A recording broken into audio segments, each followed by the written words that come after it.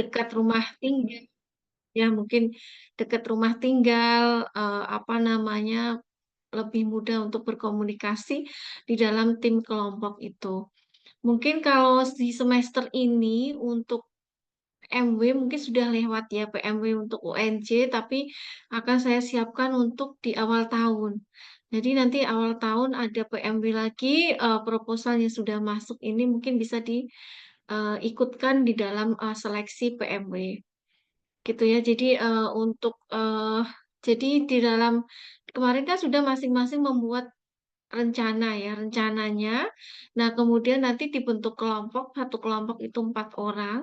Nah, nanti di dalam diskusi, misalnya nih Bintang, Galuh, Meli gitu ya, siapa lagi ya, Zidan misalnya 4, mempunyai ide bisnis masing-masing. Dan saya kira semuanya rata-rata itu ke arah makanan ya, apa namanya, sebagian besar gitu.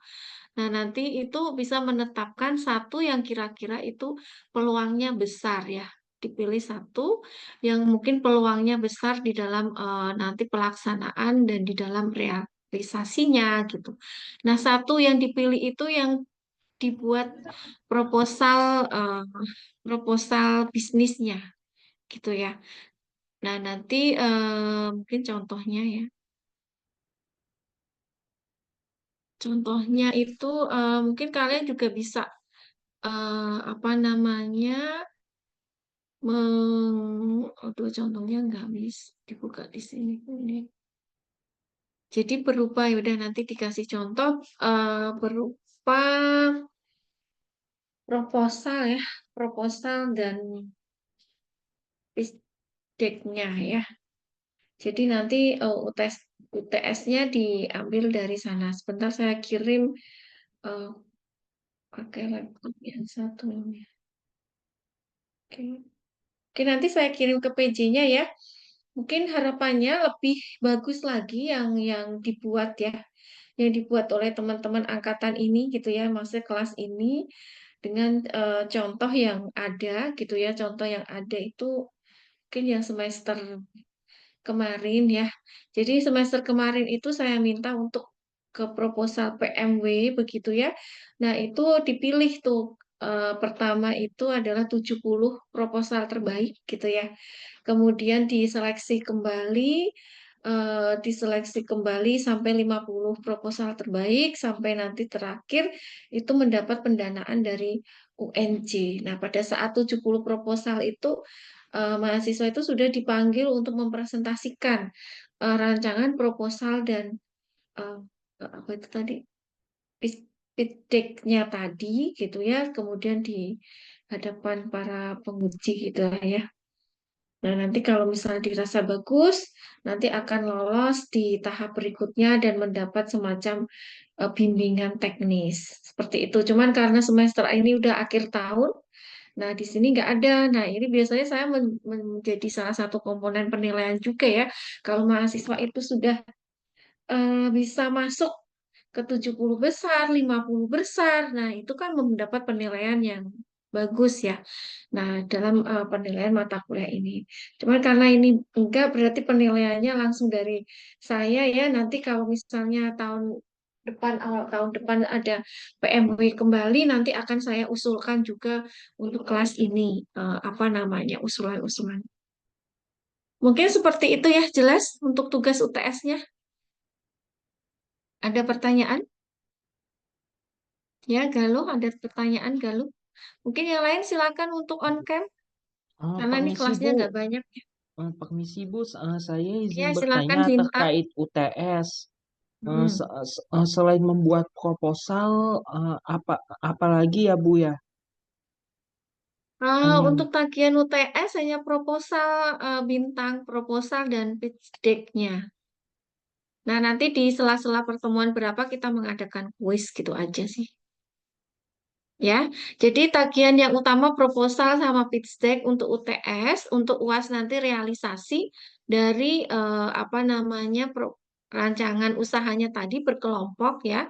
Nah, nanti realisasinya itu hasilnya bagaimana. Nah, itu untuk eh, UASnya. Jadi nanti akan mendapat pinjaman dari prodi ya, masing-masing kelompok itu 200 apa 250 sebagai modal. Mungkin kecil ya, cuman apa namanya kalau Mhm. itu bisa dimanfaatkan ya tanpa kalian mengeluarkan uang banyak-banyak gitu ya sebagai modal untuk awal untuk menjalankan proposalnya tadi. Nah, nanti kalau misalnya dirasa bagus lagi ya, karena Prodi Penmat mendapat hibah PKKM ya, mungkin seperti mahasiswa-mahasiswa dari UM ini, mereka dikirim di UNJ. Salah satu kalau UNJ kita lakukan usaha kewirausahaan. Jadi kemarin, semester kemarin yang dikira bagus ya dalam membuat proposal, menjalankan usaha, itu akan mendapat pendanaan 10 juta per kelompok. Ya, sekarang ya 10 juta per kelompok untuk menjalankan usahanya tersebut. Itu dari dana hibah PKKM. Kita seleksi lagi proposal-proposal dan kita ketemu mahasiswa ya. Ini yang kelompok kemarin ya, kalau semester kemarin.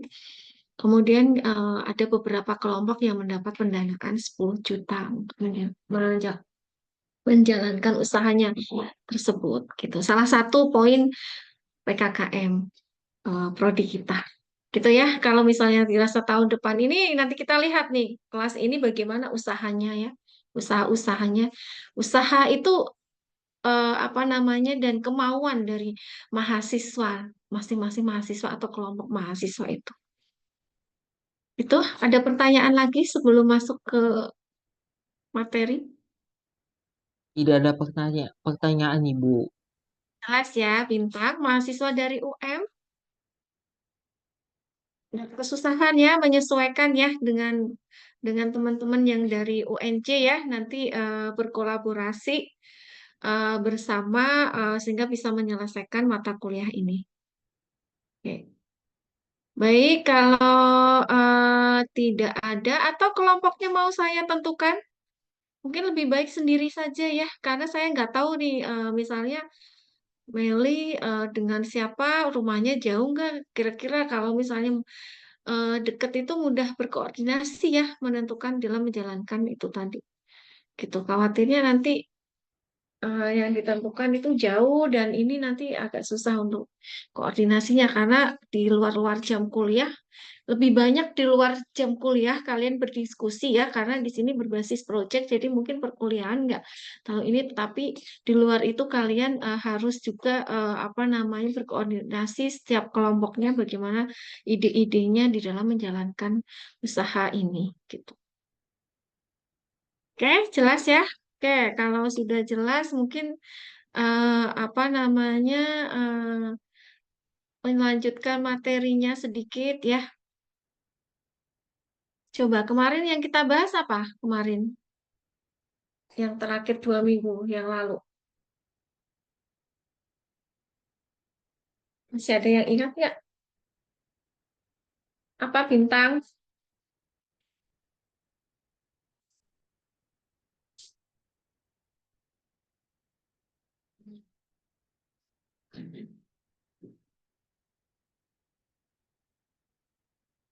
Ada yang ingat salah satu di antara 22?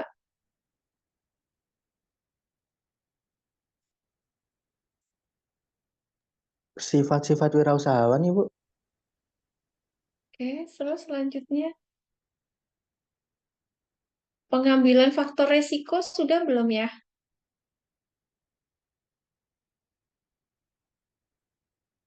Sudah Ibu yang apa? Pertemuan 5.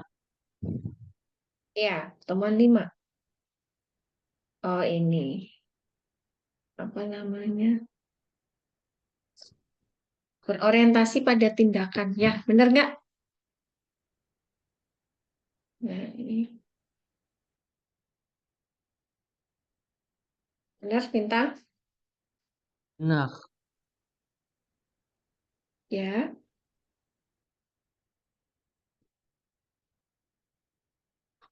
Dibaca nggak di LMS-nya? Udah saya taruh di LMS ya. Materi-materi setiap perkuliahan ya.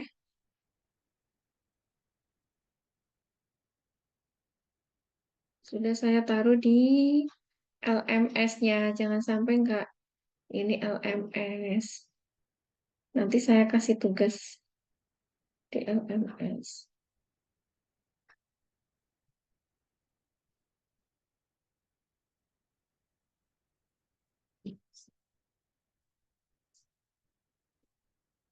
Ntar kayaknya belum sampai ini.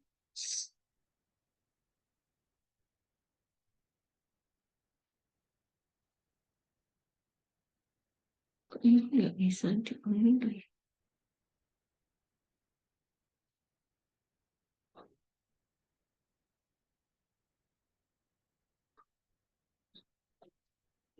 Oke, sebentar ya.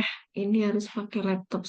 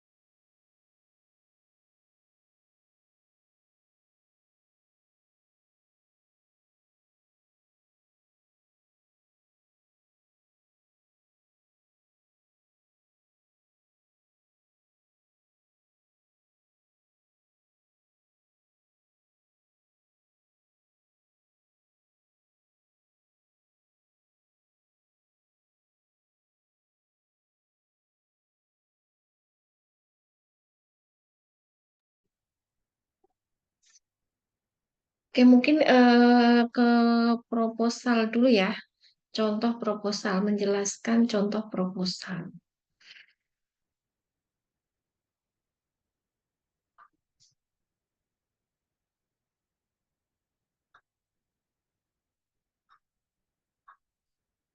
Contoh proposal nanti yang mengikuti eh sudah kelihatan belum ya? Kok nggak kelihatan ya?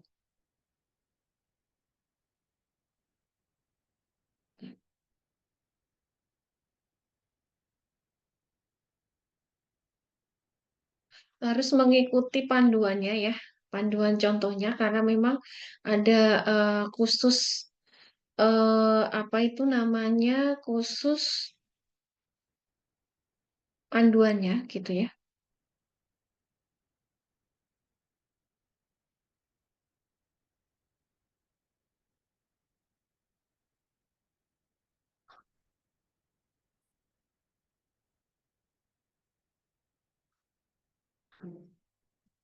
Ya, sudah kelihatan ya. Jadi nanti proposalnya itu panduannya itu mengikuti ini ya, mengikuti tata cara penulisannya ya, formatnya. Nah, karena logo UNJ sekarang sudah berubah, jadi nanti di apa namanya diganti logonya ya. Nah, di sini sementara dosen pembimbing pendampingnya saya semua ya. Nah, daftar isi, ringkasan, ringkasan berarti apa yang apa namanya rencana yang kalian mau eh, sajikan, kemudian pendahuluan, pendahuluan itu latar belakang, ya, yang melatar belakangi apa gitu ya, kemudian rumusan masalah, kemudian tujuan, kemudian luaran yang diharapkan, kemudian pelaksanaan wirausahanya bagaimana, di dalam deskripsi usaha, produknya berupa apa. Nah, ini tolong dibuat sedetil mungkin ya. Kemudian hasil riset jurnalnya untuk ini apa yang bisa ditambahkan gitu ya, memperkuat ide bisnisnya ya. Kemudian cara kerja produknya itu seperti apa? kemudian unggulannya itu seperti apa, kemudian proses produksinya itu seperti apa. Kemudian kompetitor, artinya kompetitor itu adalah lawan ya, maksudnya kompetitor yang lain yang sejenis.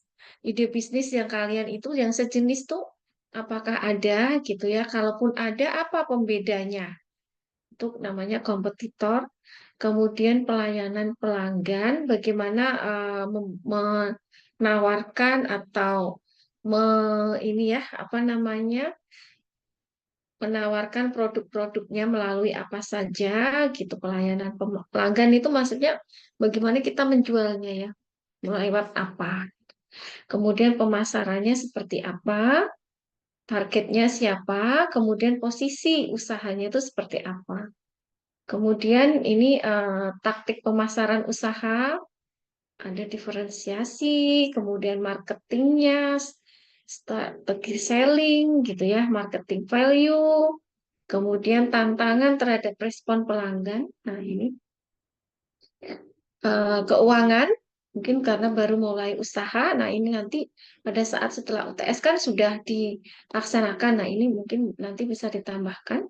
Nah, kemudian manajemen usaha dari tim tadi siapa yang menjabat apa CEO, apa pengembang bisnis misalnya, marketing. Nah, ini bisa dimodifikasi ya. Kemudian indikatornya keberhasilan itu seperti apa?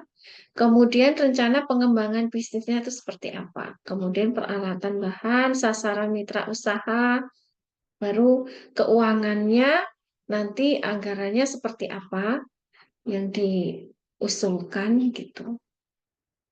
Itu ya, itu pertama, kemudian deskripsi perencanaannya seperti apa. Ini apa namanya? Nah, kemudian itu proposal.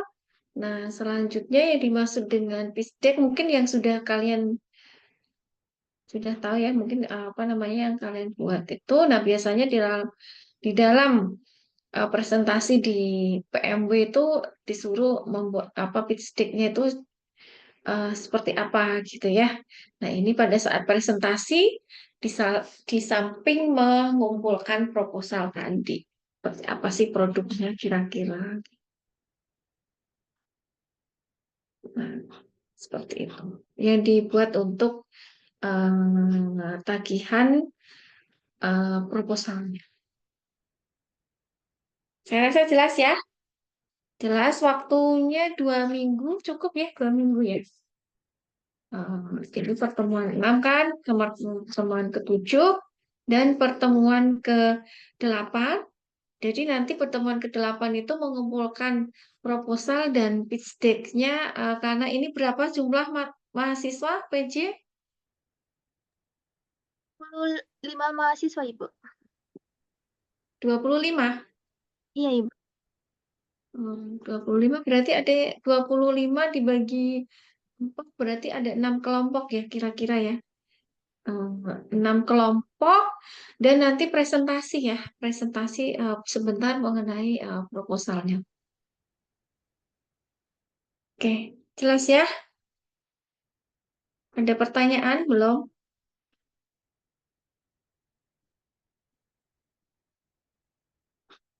Oke, mungkin melanjutkan yang kemarin itu seingat saya tuh berorientasi pada tindakan, benar nggak? Berorientasi pada tindakan kalau nggak salah. Jadi dalam berwirausaha itu kita harus orientasinya itu tindakan gitu ya. Nah, sekarang melanjutkan mengenai selanjutnya itu adalah faktor resiko ya, faktor resiko. Jadi faktor resiko di dalam kita berwirausaha. Jadi seseorang itu yang apa namanya? Seseorang itu yang memulai usaha itu pasti akan siap akan resiko ya, risiko. Jadi kalau kita lihat ya mungkin makin besar keuntungan yang diperkirakan itu akan diperoleh ya dari usaha yang dijalankan, mungkin akan makin apa tinggi juga resiko yang akan dihadapi. Jadi apa namanya hal tersebut ya itu yang menyebabkan mungkin para entrepreneur atau usaha itu cenderung menghitung resiko itu dengan hati-hati ya.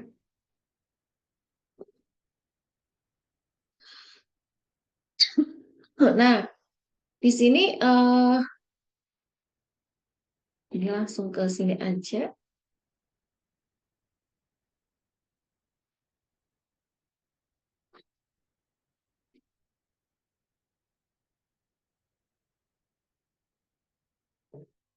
Nah, konsep risiko ya.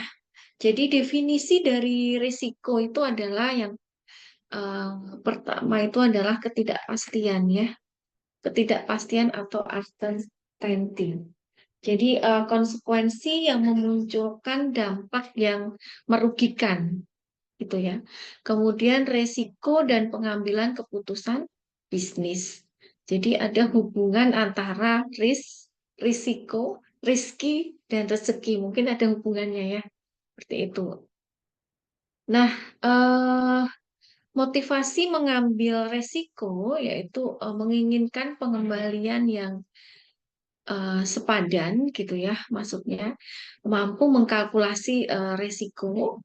Kemudian ada juga yang istilahnya kepepet, artinya tidak mampu mengkalkulasi risiko atau tidak tahu resiko yang dihadapi. Nah, jenis-jenis resiko dalam bisnis ya, yang pertama itu adalah risiko hilang atau rusaknya aset yang dimiliki, itu ya. Kemudian kecelakaan kerja, kemudian risiko akibat eh, tuntutan hukum, dan risiko operasional lainnya. Kemudian juga bencana alam. Nah, sedangkan risiko spekulatif itu adalah risiko perubahan harga, ya. Kemudian perubahan harga input, contohnya seperti itu perubahan harga output. Kemudian risiko kredit. Nah, itu adalah apa namanya contoh-contoh dari risiko. Nah, bentuk kerugian ya, bentuk kerugian akibat resiko ya, kita menanggung resiko tadi. Yang pertama itu adalah kerugian langsung ya. Nominal yang harus ditanggung akibat dampak langsung resiko yang terjadi.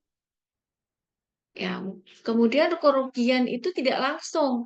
Artinya kerugian tidak langsung itu kemungkinan eh, sales atau profit yang gagal diterima, kemudian munculnya biaya operasional tambah, kemudian kesempatan investasi yang hilang, dan kerugian yang lain. Ini bentuk kerugian akibat resiko tersebut. Ya. Nah, bagaimana mengkalkulasi resiko? Nah, bagaimana menghitungnya dan menghadapi resiko? Yang pertama itu adalah kita menentukan seberapa sering resiko tersebut terjadi. Jadi ada frekuensi atau probability. Kemudian tentukan dampak yang timbul dari resiko yang terjadi. Hitung kemungkinan prediksi kerugian. Jadi frekuensi seberapa banyak, kemudian dikali dampaknya. Nah, seperti itu. Nah, kemudian contoh mengkalkulasi risiko bagaimana? Kalau resiko itu terjadi misalnya ya, pencurian barang dagangan misalnya, frekuensinya tuh 5 bulan, 1 bulan 5 kali terjadi. Dampaknya itu dalam setiap kejadian rata-rata kerugian yang ditanggung adalah 300.000. Maka kemungkinan prediksi kerugian itu adalah 5 dikali 300.000, 1,5 juta. Artinya dalam 1 bulan itu terdapat risiko pencurian barang dagangan yang berpotensi menyebabkan kerugian 1,5 juta. Jadi cara contoh mengkalkulasi resiko tadi. Ya. Nah, kemudian pengelolaan risiko. Nah, kemudian mulai dari risiko yang memiliki kerugian, prediksi kerugian terbesar ya. Jadi pilih strategi pengelolaan. Nah, kita meminimalkan terjadinya risiko tersebut. Nah, apa yang kita lakukan? Yang pertama adalah dikontrol supaya risiko-risiko tadi tidak muncul. Nah, bagaimana caranya? Kita bisa membuat semacam SOP, standar ya, standar operasional prosedur, atau QC, quality control. Kemudian yang kedua adalah ditransfer kepada pihak lain, misalnya ke konsumen, ke supplier, dan asuransi. Kemudian dibiayai sendiri, dibuat cadangan dana untuk membiayai jika resiko itu terjadi. Ini cara mengelola pengelolaan risiko tersebut. Nah, bagaimana kita menghadapi resiko? Yang pertama adalah kita perlu paham ya, perlu dipahami bahwa resiko itu tidak untuk menjadi penghambat untuk maju ya. Artinya kita sudah mempunyai jiwa entrepreneur ya, benar-benar kita tahu resiko-resiko yang akan kita hadapi gitu ya. Jadi kita harus paham resiko itu tidak menjadi penghambat untuk maju. Jadi resiko harus diambil sebagai konsekuensi menginginkan sesuatu yang lebih baik atau keberhasilan. Kemudian yang kedua, identifikasi resiko apa saja yang berpotensi muncul di dalam bisnis. Kemudian identifikasi seberapa sering resiko tersebut muncul. Kemudian identifikasi seberapa besar dampak dari resiko yang muncul dan siapkan langkah-langkah mitigasi risiko hanya pada risiko yang dominan atau prioritas. Ini beberapa trik untuk menghadapi apa namanya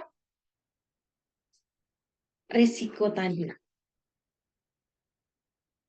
Ya, itu sekilas mengenai risiko ya di dalam faktor risiko di dalam kewirausahaan. Ya. Oke, kita lanjutkan. Selanjutnya adalah faktor apa saja yang berpengaruh di dalam wirausahaan.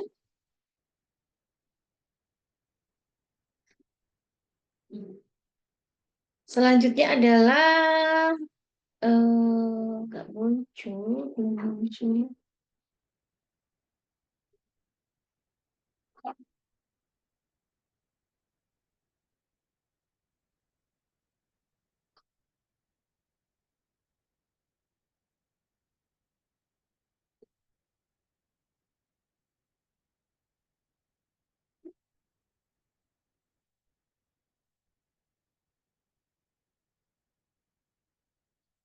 Selanjutnya adalah kepemimpinan.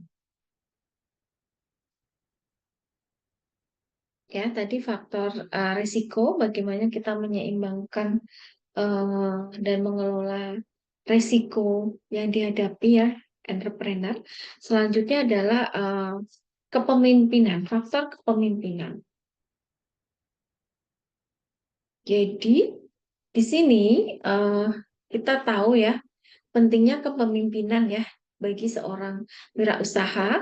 Kemudian kita bisa tahu perbedaan antara manajer dan pemimpin. Kemudian kita tahu teori kepemimpinan awal dan teori kepemimpinan kontemporer. Yang pertama kita mungkin perlu tahu ya, kita tahu ya kalau kisah apa namanya seperti usaha-usaha yang sudah tidak asing dan mungkin sudah besar ya seperti contohnya adalah McDonald misalnya. Nah, di situ pada tahun 37 itu masyarakat Amerika pada saat itu mulai suka dengan mobil gitu ya. Kemudian kakak beradik ini Dick dan Moore itu berinovasi dengan membuka kedai khusus dan bisa memesan dari mobil. Nah, kemudian ternyata bisnis tersebut itu meraih sukses gitu, sukses besar. Nah, pada saat itu Menu andalannya ya ceritanya itu hotdog, gorengan gitu ya, kentang, burger, roti sandwich, Coca-Cola dan aneka sandwich, salad. Nah, kemudian bisnis ini tuh meledak ya. Kemudian antrian itu panjang ya. Kemudian inovasi yang dilakukan di sini apa? Yaitu menghapus pesanan dari mobil ya. Pada saat itu fokus pada walk-up customer, mengurangi daftar menu, fokus pada hamburger. Nah, perubahan menjadi berita di media dan mereka mendapatkan iklan gratis, gitu ya. Kemudian pada tahun 55 usaha mereka stuck ya, omsetnya tetap dan banyak pendatang kompetitor yang lain dan pada saat itu usaha itu mengalami kemunduran. Makanya di sini apa namanya inovasi-inovasi kalau kita lihat ya usaha-usaha yang sudah besar-besar itu inovasi-inovasi itu terus muncul gitu ya kan dengan perubahan-perubahan yang dilakukan. Nah, setelah mengalami muncul itu kemudian apa namanya kemunduran maksud saya. Kemudian ada Rawlcroft menuangkan konsep yang ada di kedua kepala kakak adik itu ke dalam sebuah manual tertulis namanya McDonald System. Manual itu dibeli dan ia pun mendapat memperluas bisnis McDonald dengan konsep franchise. Nah, kemudian dalam tempo 4 tahun, Rawlcroft berhasil membuka 100 cabang McDonald tanpa modal sama sekali. Semua dibiayai oleh para franchise tadi. Itu ya. Nah, di sini apakah yang membuat ya usaha di Dalmor kakak beradik tadi ya. Kemudian apakah yang membuat Rawlcroft berhasil?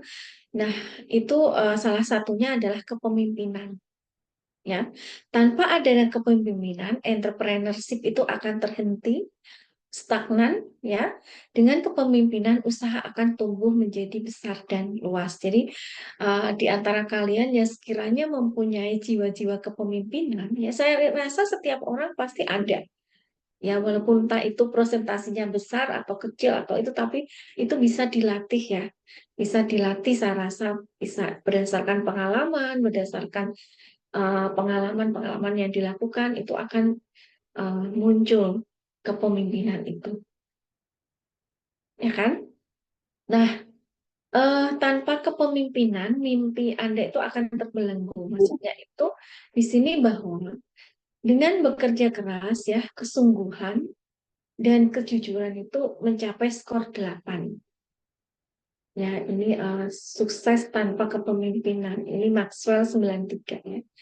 Nah, kalau kita bekerja 2 kali lebih keras, skor yang diperoleh itu tidak sama dengan 10 karena Anda sudah lelah gitu ya, letih ya.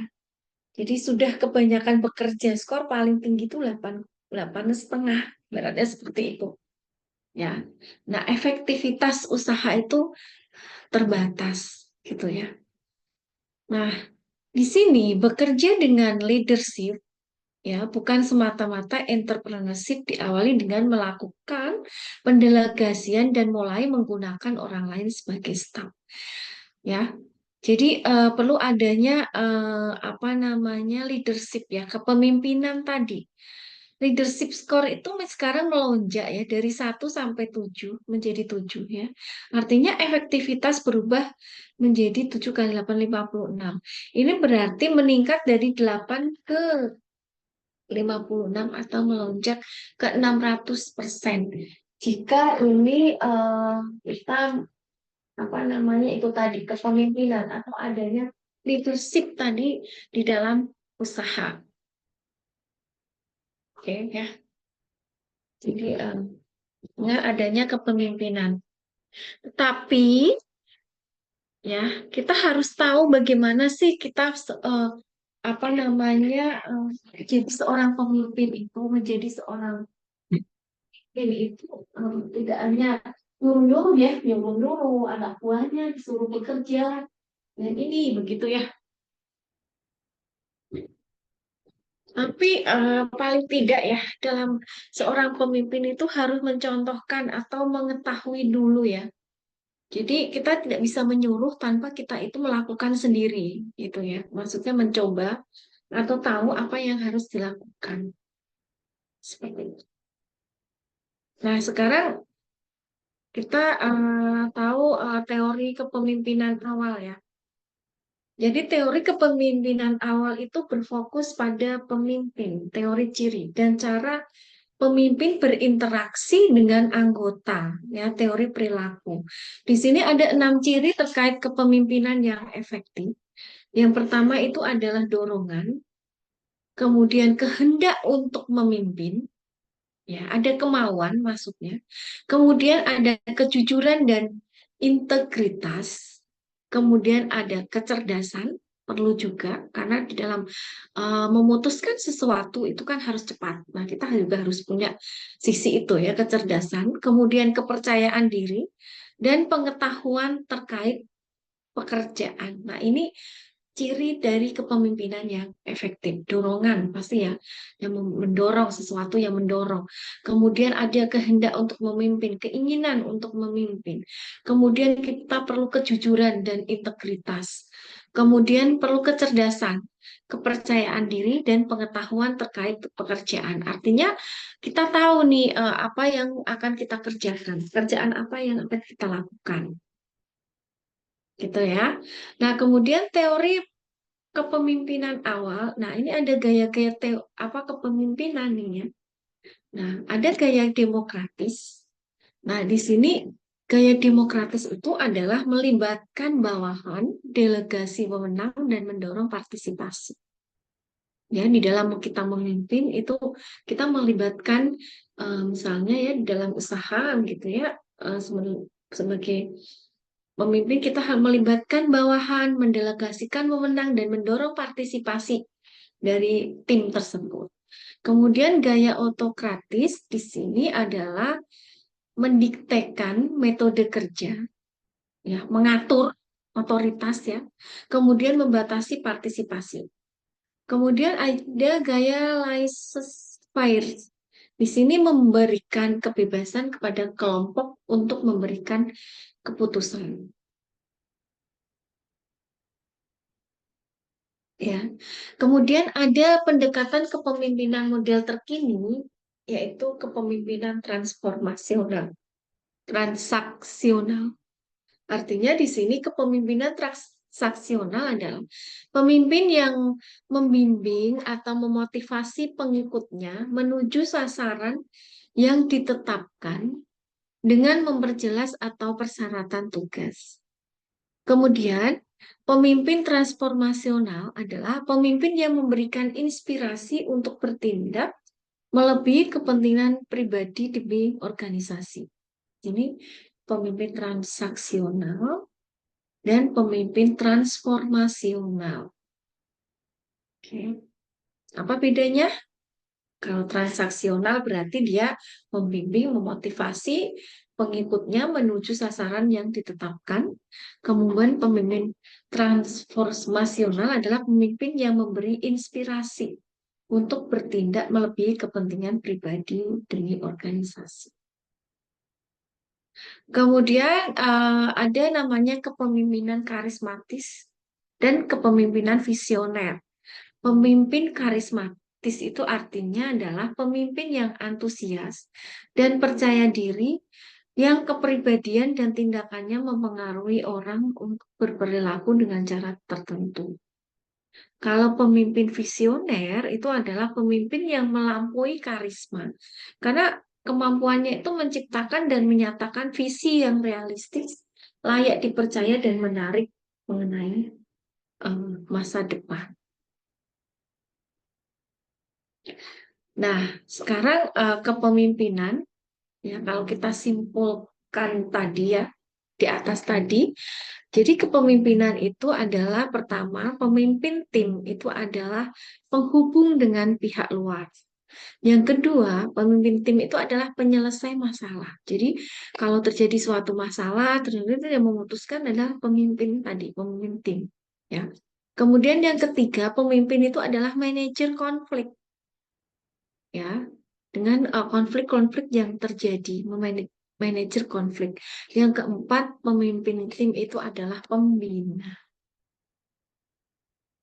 Nah, bagaimana perilaku pemimpin yang efektif?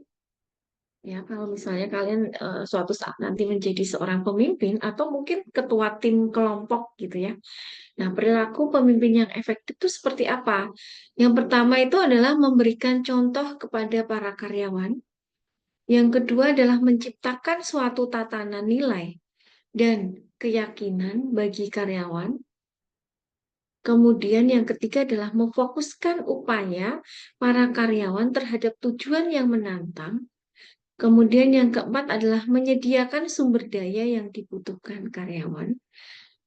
Kemudian yang kelima menghargai dan mendukung para karyawan. Kemudian berkomunikasi dengan para karyawan. Kemudian kita harus menghargai ya keragaman para pekerja. Kemudian merayakan keberhasilan juga dengan para pekerja, mendorong kreativitas di antara para pekerja, kemudian mempertahankan selera humor ya. Kadang-kadang kita harus perlu juga bercanda gitu ya dengan karyawan atau tim tersebut, dan kita terus menatap masa depan gitu. Masa depan kita nanti seperti apa. Nah, ini contoh-contoh pemimpin yang efektif.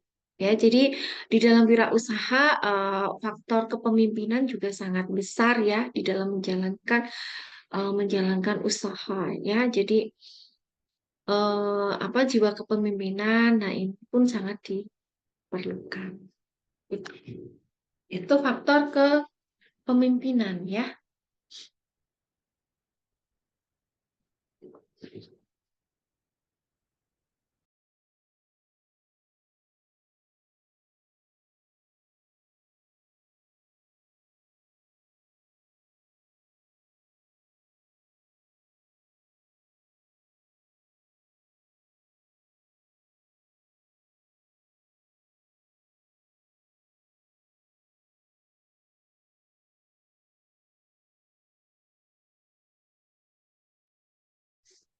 Oke, jadi itu faktor apa tadi? Pengambilan resiko ya, pengambilan resiko dan faktor kepemimpinan.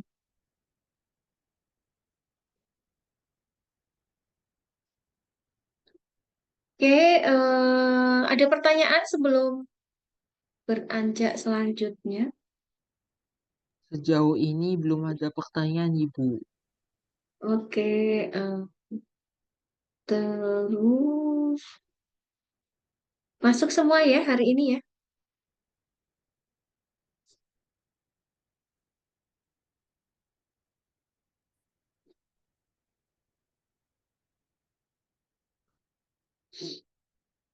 Ntar, terus kita lanjut ke ini apa namanya yang ide bisnis perorangan. Meli. Kemarin saya sudah maju, siapa Meli?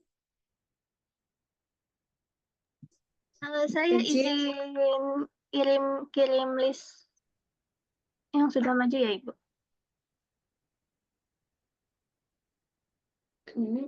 Kemudian ide bisnisnya dikumpulkan di mana, Meli?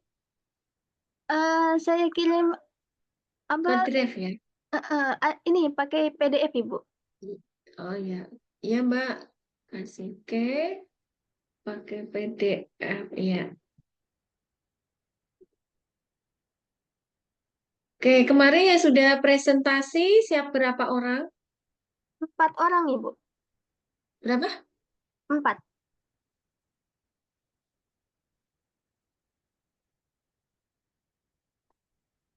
Bentar. Catatan saya.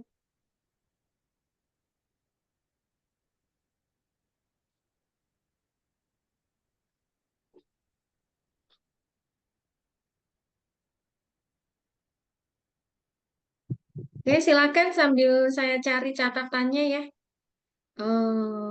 Selanjutnya, boleh dilanjutkan untuk presentasinya dulu. Oke, selanjutnya itu saya izin untuk share screen ya, Ibu. Meli sendiri ya? Saya sendiri. Hmm.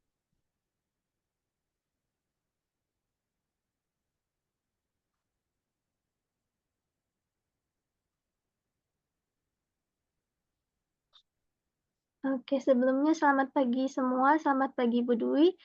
Di sini saya ingin memaparkan ide bisnis kewirausahaan saya yaitu Puding Duo, Food Duo atau namanya Food Duo.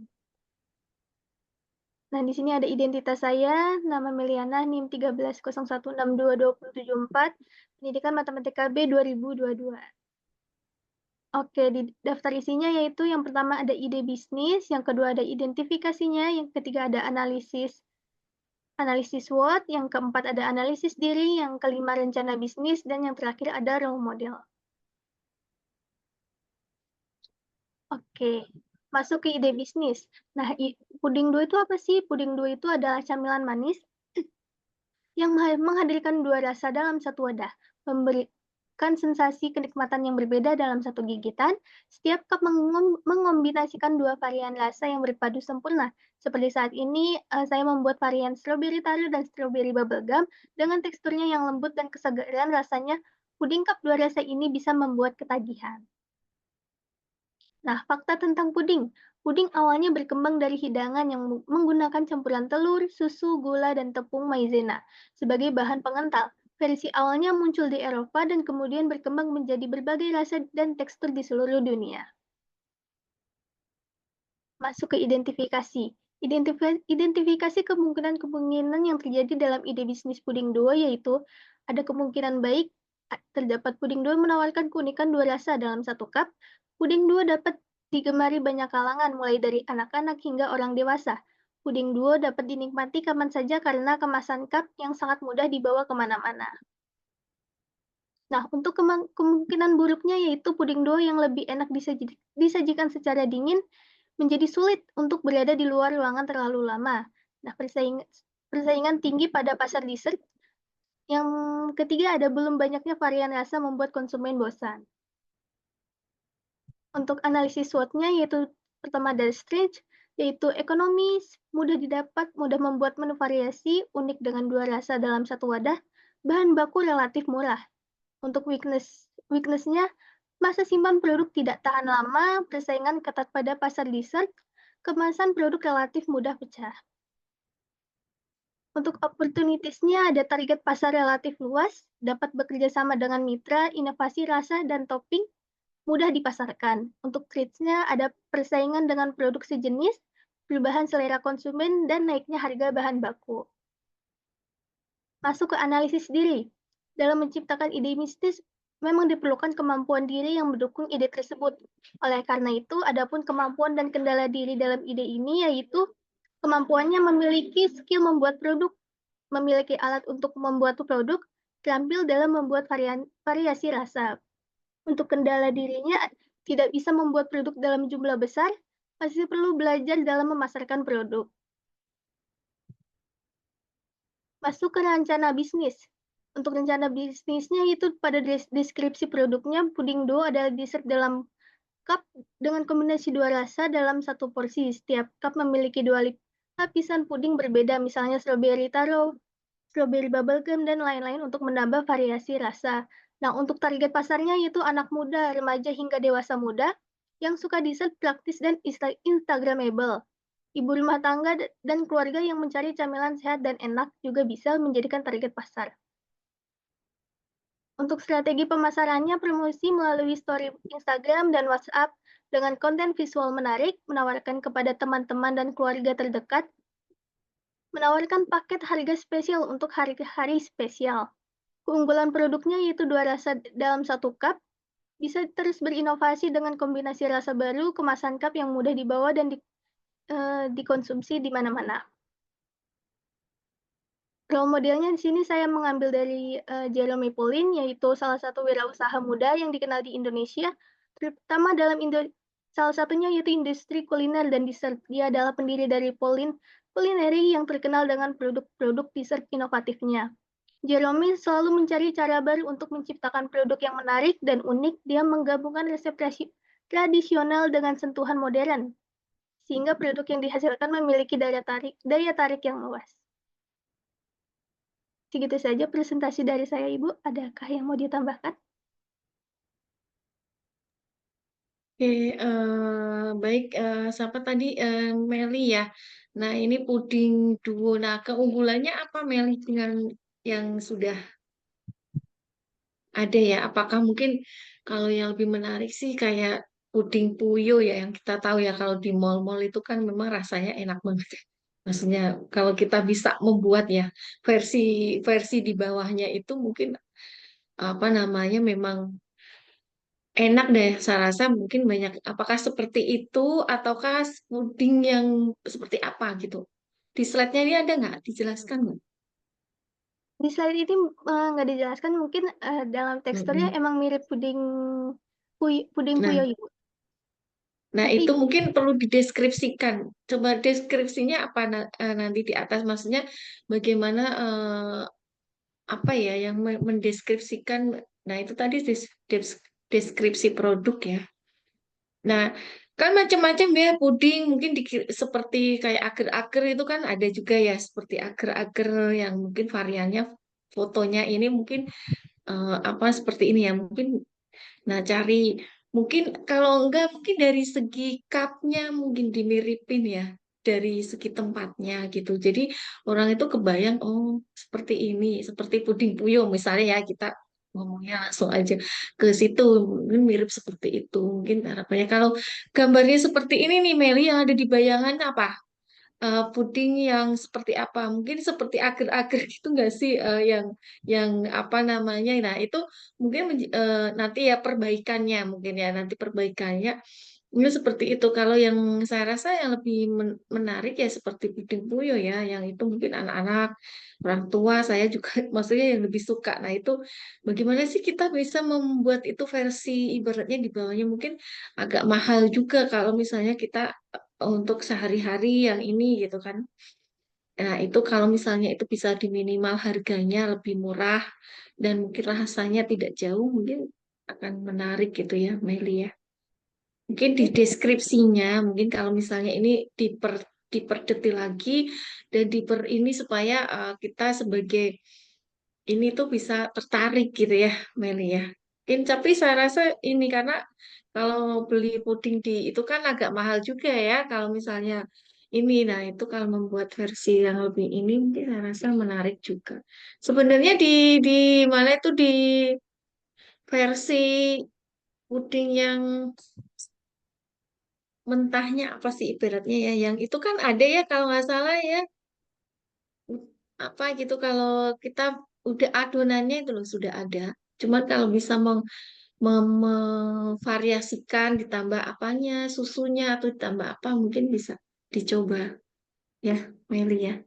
Jadi nanti sebelum kalian ke lapangan yang khusus yang untuk ini siapa makanan-makanan itu ada tester ya.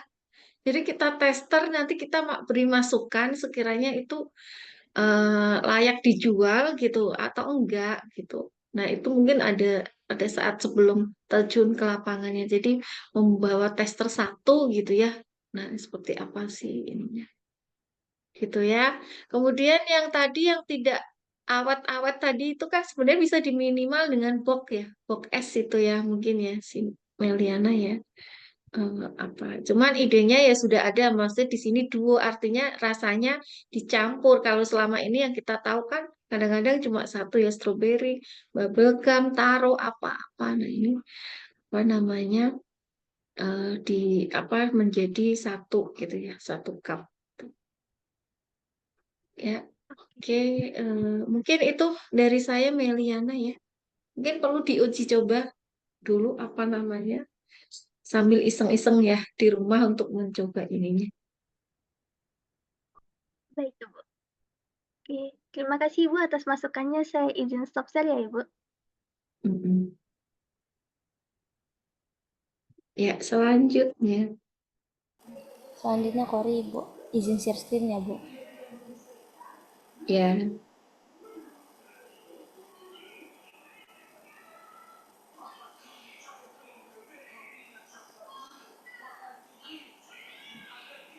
Baik, selanjutnya ini ada ide bisnis saya yaitu Crunchy Click. Eh, Deskripsinya, Crunchy Click adalah brownies crispy yang terinovasi dari brownies tradisional yang diubah menjadi kering sehingga memiliki tekstur renyah dan kaya rasa coklat. Crunchy Click merupakan jajanan coklat yang praktis dan tahan lama sehingga cocok dinikmati sebagai camilan atau sarapan saat dipadukan dengan susu. Selanjutnya, ini ada sedikit fakta menarik tentang brownies crispy ini. Nah, brownies crispy tentang Crunchy Click, brownies crispy itu telah berhasil menarik perhatian anak muda dengan kombinasi inovasi, rasa, dan nilai ekonomisnya menjadikannya salah satu camilan favorit saat ini. Ini ada identifikasinya, kemungkinan baiknya itu kita bakal kalau misalnya dicoba untuk jual ini mungkin bakal banyak peminat. Terus yang kedua, varian rasanya bertambah, terus variatif gitu. Terus kemungkinan buruknya persaingannya kemungkinan banyak dengan penjual yang lain. Terus perubahan referensi tren kuliner yang baru menjadikan referensi selera target pemasaran berubah. Terus ini ada analisis SWOT-nya. Yang pertama strength, yang pertama itu ada harga terjangkau, terus rasa dan bentuk yang variatif, terus bisa dipromosikan via sosmed. Terus weakness-nya itu ada kita tuh bergantung dengan tren kuliner dan harga bahan baku. Opportunities-nya itu yang pertama kita bisa promosi via sosmed, terus disukain dan bisa dikonsumsi banyak kalangan. Dan threats-nya itu persaingan ketat dan perubahan selera konsumen. Ini ada analisis dirinya, kemampuan yang dimiliki itu saya bisa desain marketing, saya bisa membuat desain marketing yang menarik. Terus self production, kendalanya itu kesibukan yang banyak, terus gitu kalau memproduksi banyak maka memerlukan tenaga tambahan. Nah, rencana bisnisnya itu yang pertama analisis pasar, yaitu mencari target pasar dan mengidentifikasi persaingan sekitar. Yang kedua, rencana operasional untuk mendapatkan resep dan hasil memuaskan diperlukan trial dan error. Yang ketiga, strategi pemasaran, yaitu melalui branding dan promosi melalui media sosial untuk menarik pelanggan. Yang keempat, rencana keuangan dengan perhitungan modal awal, proyeksi penjualan, serta titik impas yang menghasilkan keuntungan. Yang terakhir ada evaluasi, yaitu mengumpulkan umpan balik dari pelanggan untuk meningkatkan kualitas produk dan layanan. Role modelnya itu sebenarnya saya kurang tahu, tapi saya di sini nyari pendiri Lemonilo. Lemonilo itu salah satu brand yang bikin produk brownies crispy gitu, Bu. Sekian presentasi dari saya. Apakah ada Ya, yang mau mungkin dimulai dari awal Kori ya, Kori. Iya, Bu. Crunchy, crunchy, klik. Klik, iya, Bu. Ya, itu berupa apa? Biskuit ya, Brownies, brownies. iya, Bu. Brownies crispy. Hijau. Brownies crispy. Iya, Bu. Brownies crispy. Oh, kering ya.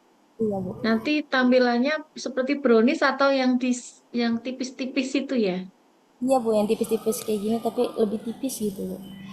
Iya, maksudnya kalau yang di pasaran tuh apa sih kayak almond ya? Almond apa sih yang bulat-bulat itu tapi tipis gitu? Ya, Yang mana ya, Bu? oke. Apa ya? Belum tahu ya kamu ya. Yang almond crispy atau apa ya? Eh, Kalau ya. misalnya mau ini sih, Bu, ada gambar produk Lemonilo gitu, Bu. Dia emang Hmm? brownies crispy. Hmm. Ya, nggak ada lagi, Bu. Saya nggak masukin di sini. Tapi ada kan namanya Lemonilo brownies crispy gitu, Bu. Oh gitu. Ya, di sini brownies dibuat tipis-tipis, terus dikeringkan ya. Bener nggak Korea? Bener, Bu. Hmm. Ya, oke. Nah mungkin ini apa namanya? Mungkin deskripsinya ya. Deskripsinya mungkin diperdet. Oke. Siapa di? Nah mungkin packagingnya ya. Maksudnya nanti di dalam apa itu namanya dijualnya tuh seperti apa? Apakah mungkin nanti taruh di toples kecil ataukah mungkin diplastikin gitu atau gimana bayangannya sih Mbak Kori? Kalau saya niatnya Bu, itu dibikin plastik kecil gitu sih Bu, biar lebih praktis lagi di bawah-bawahnya gitu Bu. Kalau di toples kan takutnya beberapa orang ada yang nggak bisa masukin ke tas gitu kan Bu. Mm-mm. Iya Terus niat. di plastik gitu. Hancur nggak kira-kira kalau misalnya ini? Kalau misalnya nggak ke dempet-dempet sama barang lain sih pasti aman sih Bu. Tapi kalau misalnya dianya ketekan pasti, karena kan dia kan brownies crispy ya Bu, tipis ya Bu. Jadi udah pasti Mm-mm. kalau misalnya dia bakal rapuh juga sih Bu. Ya, nah itu mungkin perlu menjadi pertimbangan juga ya. Maksudnya gimana caranya supaya itu nggak apa itu namanya nggak hancur gitu ya. Atau mungkin mungkin punya packaging yang apa sih alas itu yang plastik itu loh yang agak tebal terus dimasukin ke situ mungkin. Oh, iya iya Bu. Paham, paham. Ya, kebayang ya? Paham, Bu. Ya, oke. Apa ini namanya? Crunchy Click. Crunchy Click. Crunchy Click. Ya, ya oke. Terima kasih Kori. Makasih ya Bu, izin stop share. Ya. Selanjutnya Saya Bu, izin share screen ya Bu. saya Sidan. Ya, baik. Baik, sebelumnya terima kasih kepada Bu Dwi. Izin mempresentasikan. Jadi ide bisnis saya berkaitan dengan jasa, yaitu jasa les privat. Nah, cuma namanya mungkin agak kurang kreatif. Saya masih belum bingung sih namanya bagaimana. Jadi saya namakan A Plus Tutoring. Nah, Mat plus gitu kali. iya A Plus. Bukan mat plus, mat plus, mat Oh, plus. oh, math. Karena Iya. Ini ide apa khusus matematik atau khusus apa? nggak matematik doang Bu, ada lagi. Oh, nggak khusus Ya, matematik. nggak khusus matematik. Baik. Oke. Ya. Oke, jadi saya jelaskan dulu mengenai ide saya. Ide saya itu adalah layanan les privat yang dirancang untuk membantu siswa maupun mahasiswa. Jadi bukan hanya tingkat siswa saja, tetapi juga mahasiswa untuk meningkatkan potensi akademis mereka melalui bimbingan personal. Nah, lesnya ini dapat berupa tatap muka dan daring dengan fleksibilitas jadwal sesuai kebutuhan dengan siswanya. Nah, lalu metode mengajarnya cenderung menggunakan teknologi. Misalkan untuk matematika itu saya bisa menggunakan GeoGebra atau semacamnya. Nah, dengan tujuannya itu adalah supaya siswa dapat mencapai prestasi akademis terbaik mereka atau setidaknya um, apa memperoleh hasil yang baik itu dalam apa namanya akademiknya. Baik, targetnya.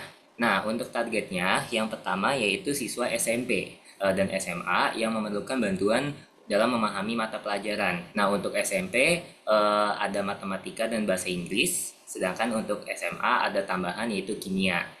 Nah, kemudian em, juga untuk calon mahasiswa terutama yang sedang mempersiapkan diri untuk mengikuti tes masuk PTN yaitu SNBT maupun mandiri. Kemudian juga tersedia juga untuk mahasiswa khususnya untuk kalkulus. Baik, nah kenapa saya memilih ide tersebut? Yang pertama permintaannya tinggi. Permintaan atas les privat ini tergolong tinggi terutama juga karena saya uh, ada di uh, ada di grup lowongan kerja gitu, lowongan kerja les privat dan itu banyak permintaannya macam-macam. Jadi saya merasa bahwa permintaannya termasuk tinggi. Nah, kemudian ada juga kesenjangan dalam pembelajaran formal. Jadi mungkin kebanyakan dari siswa di kelas itu dalam pembelajaran formalnya itu merasa kurang gitu. Jadi perlu layanan personal. Nah, maka dari itu les privat ini permintaannya menjadi tinggi. Kemudian pengalaman dan minat pribadi. Nah, untuk ini karena saya sudah pengalaman mengajar les privat itu selama beberapa tahun ya, sekitar 2 tahun. Nah, kemudian fleksibilitas di mana di sini kalau les privat berarti saya bisa mengatur jadwal dengan preferensi saya sendiri, namun juga menyesuaikan dengan siswanya, tetapi lebih fokusnya pada jadwal saya sendiri. Kemudian ide ini juga dapat membantu siswa dalam mengembangkan akademiknya. Oke, kemudian ada identifikasi, ada kemungkinan baik, yaitu karena tingginya permintaan akan layanan personal, maka les privat ini akan sangat dibutuhkan. Kemudian layanannya fleksibel. Kemudian ada ketika pelanggannya puas, siswanya puas, maka dia akan dapat merekomendasikan kepada teman-temannya. Kemudian dengan adanya rekomendasi itu, muridnya bisa bertambah banyak dan kemungkinan ada potensi perluasan gitu. Misalkan jangkauannya bisa jadi jauh walaupun secara daring gitu, dan dapat memberikan pengaruh positif terhadap siswanya. Kemudian kemungkinan buruk, pertama persaingannya tinggi. Nah, tadi memang lowongan kerjanya tinggi nih. Nah, persaingannya juga tinggi dikarenakan tutor juga banyak kan layanan les privat ini. Kemudian ketergantungan pada tutor, karena di sini saya hanya sendiri. Nah, maka ketika sayanya berhalangan atau bagaimana, itu akan sulit untuk menyesuaikan jadwal, harus entah itu dibatalkan atau pergeseran jadwal, dan itu akan sulit. Kemudian kesulitan untuk memperoleh klien awal. Ini terutama ketika saya sudah memberlakukan layanan ini, karena layanan ini berbeda dengan apa yang sebelumnya sudah saya laksanakan. Kemudian ada fluktuasi permintaan, maksudnya adalah permintaan ini bisa berubah-ubah musiman. Jadi ketika sudah mendekati ujian, nah biasanya baru semakin tinggi permintaannya. Nah, tetapi ketika selesai ujian, nah permintaannya itu turun, sehingga penghasilannya jadi nggak pasti dari situ. Nah, kemudian teknologi dan kendala koneksi. Kendala koneksi ini terutama untuk les secara daring. Jadi ketika les secara daring itu mungkin ada gangguan entah dari saya atau dari siswanya. Nah, itu akan mempersulit karena harus ada penyesuaian lagi, entah itu mengubah jadwalnya atau semacamnya. Lalu biaya operasional, maksudnya adalah modal yang saya butuhkan, apalagi untuk les secara luring, di mana butuh biaya transportasi. Nah, itu bisa berubah-ubah. Oke, selanjutnya secara pengalaman, ini identifikasi diri saya. Jadi saya memiliki pengalaman mengajar sebagai asistensi guru di MAN 19 Jakarta, lalu juga di SMP Islam Amelia, dan mengajar privat dari 2022 sampai sekarang. Nah, kemampuan saya yang pertama fleksibel. Jadi saya bisa menyesuaikan jadwal dengan cukup cepat, lalu juga komunikasi yang cepat, jadi fast response itu mempermudah untuk komunikasi dengan siswanya, lalu juga berpikir kritis yang cepat dalam memecahkan masalah matematika, dan ini cukup penting terutama bagi guru les privat. Lalu dapat mengintegrasikan teknologi dengan pembelajaran walaupun sederhana, seperti penggunaan GeoGebra. Baik, nah untuk kendalanya yang pertama mudah sakit, sehingga saya mungkin sulit untuk bekerja dalam kepadatan jadwal yang tinggi, perlu waktu, jadi sekalinya sakit bakal berantakan. Kemudian terlalu perfeksionis sehingga bisa menghambat pembelajaran, karena jika siswanya tidak request, misalkan kayak siswanya nggak tahu mau belajar apa, akhirnya kan diserahkan pada saya. Nah, mungkin bisa stuck di satu materi, karena saya benar-benar memastikan bahwa materi itu harus benar-benar selesai gitu. Nah, lalu kesulitan juga jika ada pergeseran waktu yang mendadak.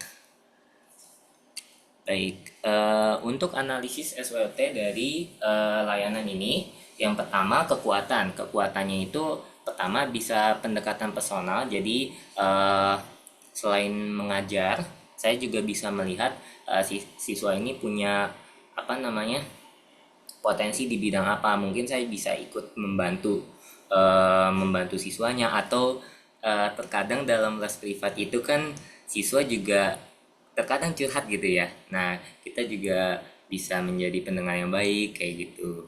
Nah, kemudian fleksibilitas jadwal, lalu juga karena saya sudah memiliki pengalaman, kemudian harganya yang tergolong murah, kemudian penyesuaian materi. Jadi bisa menyesuaikan dengan siswanya.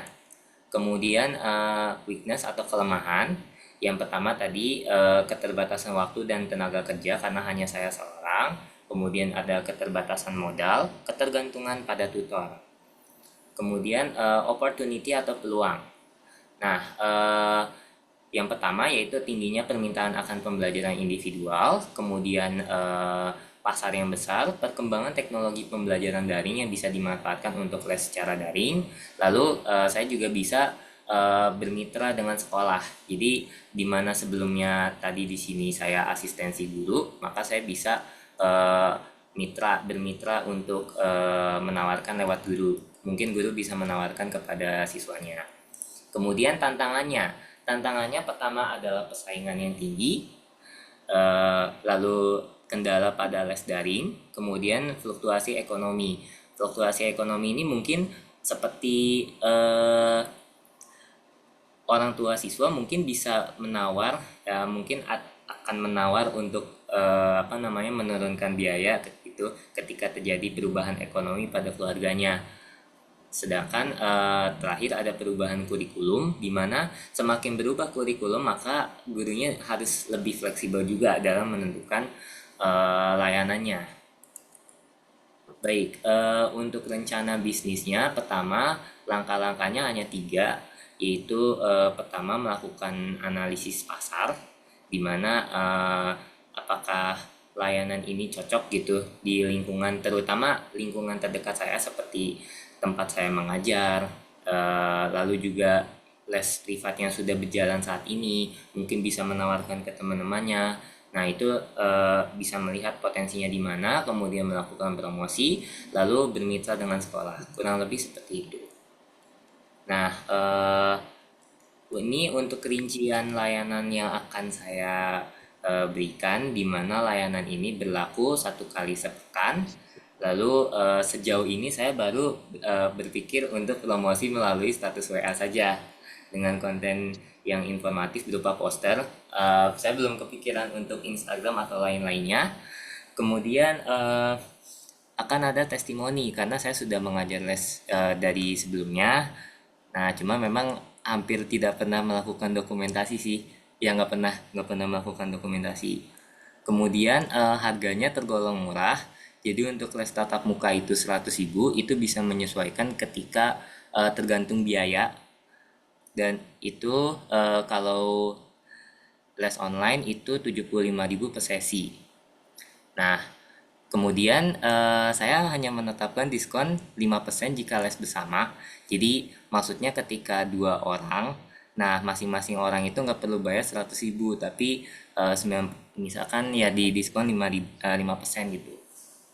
Jadi 95.000. Nah, kemudian seandainya bisnis ini perlu diperluas dan semakin banyak yang berminat, maka saya akan merekrut tutor tambahan untuk memperluas layanan, walaupun memang ada kendala di modalnya nanti. Nah, baik, oke, role model atau sumber inspirasi saya.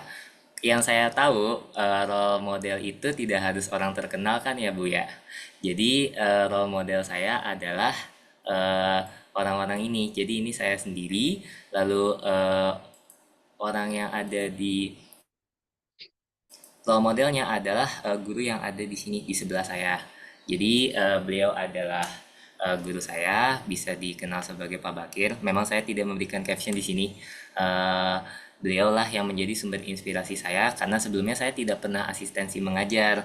Nah, saya mulai asistensi mengajar karena ditunjuk oleh beliau. Kemudian orang yang di sebelahnya ini, yang laki-laki ini, nah ini bisa dipanggil dengan Sulaiman. Nah, dia yang pertama kali minta saya untuk mengajar les privat, walaupun sebelumnya saya tidak terpikir untuk mengajar privat gitu. Nah, saya pertama kali mengajar les privat ini karena dia. Jadi sumber inspirasi saya adalah beliau berdua ini. Baik, terima kasih. Apakah ada tambahan dari Ibu? Oke, baik. Terima kasih, Zidan. Mungkin awalnya tadi, jadi di sini lesnya apa? Matematik sama apa, Zidan? Yang utama matematik, tetapi Hmm. bisa juga bahasa Inggris dan kimia. Hmm. Nah, matematik, bahasa Inggris, dan kimia. Bagaimana kalau difokuskan ke matematik aja, Zidan? Oh, berarti difokuskan satu Maksudnya, aja. karena kan kamu nanti misalnya punya tim gitu kan, berarti semuanya mungkin sementara kan matematik ya. Oh Maksudnya ya, timnya itu. Jadi mungkin dari awal mungkin tadi maksudnya dinamain aja mungkin A plus jadi Mat plus atau apa gitu sehingga memang yang mencari les matematik kan lumayan ya, apa namanya banyak ya.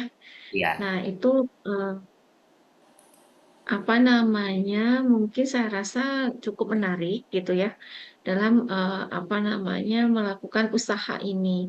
Nah, yang perlu diperhatikan mungkin pangsa pasarnya siapa? Kan mungkin punya level-level sendiri ya. iya betul. Kalau misalnya apa namanya pangsa pasarnya udah yang tinggi-tinggi kan udah dikerjakan oleh yang bimbel-bimbel yang profesional gitu ya. Nah, itu mungkin diperhatikan juga pangsa pasarnya Sidan itu ke siapa. Terus lebihnya, maksudnya itu kelebihannya apa dibandingkan dengan les privat, les-les yang lain itu. Gitu Sidan. Mungkin di sini kamu bisa dilakukan secara daring. Mungkin biayanya mungkin nggak terlalu mahal mungkin kan saya nggak tahu ya harga di pasaran di luar itu seperti apa. Terus mungkin tenaga pengajarnya profesional. Mungkin perlu ditambahkan profesional. Nah, dari mana? Misalnya mahasiswa-mahasiswa UNJ pendidikan matematik kan mendapat nilai plus juga karena sesuai dengan bidang ilmunya, mungkin seperti itu. Terus mungkin mempunyai kelebihan apa lagi? Mungkin dipersiapkan bahan ajar atau modul gitu ya, yang apa yang sesuai atau yang dipersiapkan secara khusus misalnya. Nah, mungkin itu juga ada kan mungkin apa namanya bahan ajarnya mungkin sesuai dengan kurikulum yang berlaku sekarang atau apa gitu ya. Nah, itu nilai-nilai plus itu dimunculkan gitu ya, nilai-nilai plusnya itu sehingga sebagai calon pengguna itu tertarik. Mungkin itu dipasarkan di web, mungkin di web web apa ya? Misalkan ya di web itu mungkin mulai dirintis dari sekarang kan bisa ya di web, di IG atau apa gitu. Nah, kita kan melihat responnya, kemudian wilayah mana. Mungkin kalau misalnya datang kan nggak mungkin kan Zidan datang itu bisa apa namanya jauh-jauh gitu kan, kecuali online ya. Khusus yang datang mungkin dibatasi di wilayah mana yang sekiranya bisa didatengin. Dan nggak mungkin Zidan sendiri juga, ya kan? Mungkin mempunyai beberapa teman tim, kemudian Zidan sebagai leadernya gitu ya, manajemen apa namanya di dalam les privat ini, gitu Zidan. Oh, Ya, baik. masukan-masukannya. Baik, terima kasih ya Ibu atas masukannya. Mm. Eh, apakah sudah bisa ditutup? Ya, oke sudah Zidan ya. Mungkin itu direnungkan kembali dan bagaimana caranya supaya kamu bisa menjalankan ini sedikit demi sedikit gitu ya, Zidan ya. Oh, baik. Baik, terima kasih Ibu. Ya, sama-sama.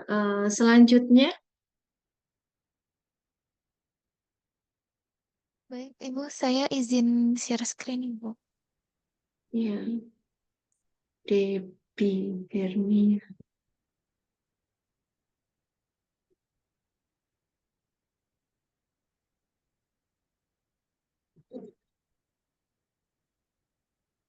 Selamat pagi, Ibu Dwi Antari dan juga teman-teman sekalian. Saya izin mempresentasikan tentang ide bisnis saya, di mana ini sebenarnya berupa jasa desain feed Instagram.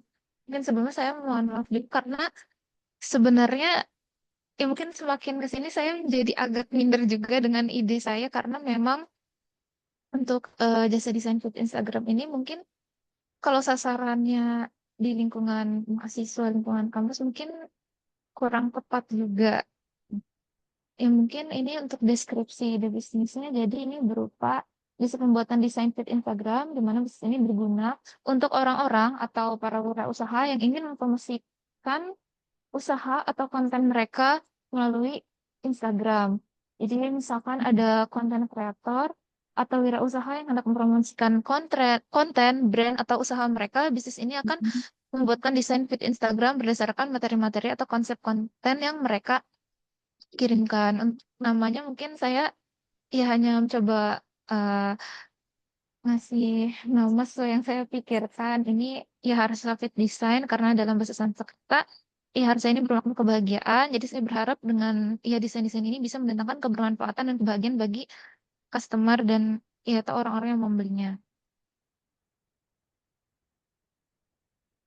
Kak, mohon maaf ini ada kesalahan.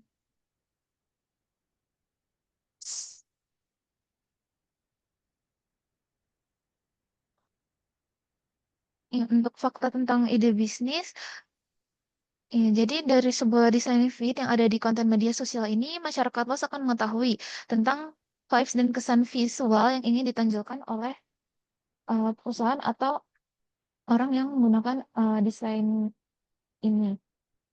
Lalu di sini tentang feed Instagram ini, desainnya ini bisa menambah follower dan meningkatkan engagement.